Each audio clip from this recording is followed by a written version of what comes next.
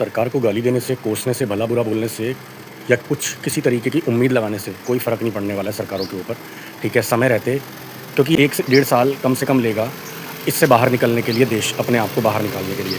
तो आपको अपने लिए, अपने परिवार के लिए कुछ सावधानियाँ बरतनी चाहिए, उनके बारे में मैं आपसे बात करने आया हूँ।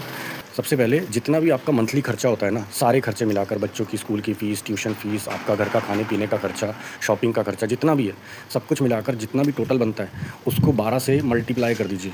उतनी राशि एज़ एन इमरजेंसी आपके बैंक अकाउंट में एफडी के रूप में होनी चाहिए या फिर आपके पास घर में एज़ अ कैश के रूप में पड़ी होनी चाहिए, ठीक है? क्योंकि परिस्थिति कब बदलेगी कुछ नहीं पता।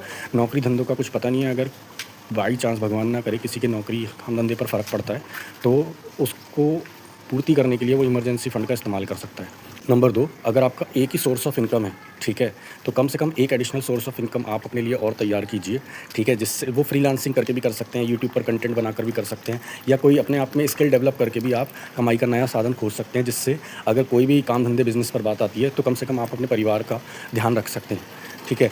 नंबर 3, आप लोगों ने अगर हेल्थ इंश्योरेंस नहीं लिया है, तो जल्दी से जल्दी हेल्थ इंश्योरेंस ले लें, क्योंकि अगर परेशानी बढ़ती है और काम धंधों पर बात आती है, उसी बीच अगर किसी की हेल्थ इमरजेंसी आ गई, तो वो इंसान लाखों रुपए का खर्चा जो एकदम सर पे पड़ेगा ना, उसे बियर नहीं कर पाएगा, ठीक है? तो सबसे पहले हेल्थ इंश्योरेंस और एक टर्म इंश्योरेंस पॉलिसी ले लीजिए, जिससे कम से कम आप अपनी परिवार की और अपनी हेल्थ की तरफ से चिंता मुक्त होकर रह सकें। नंबर 4, फालतू की ईएमआई और उधारी के चक्कर से बचिए, अननेसेसरी शॉपिंग के चक्करों से बचिए इस समय, ठीक है? जो ज़रूरत का सामान हो, केवल और केवल वो ही खरीदें और अपने बच्चों को, अपने परिवार के सदस्यों को भी इस चीज़ के लिए स्ट्रिक्टली इंस्ट्रक्शंस दे दें।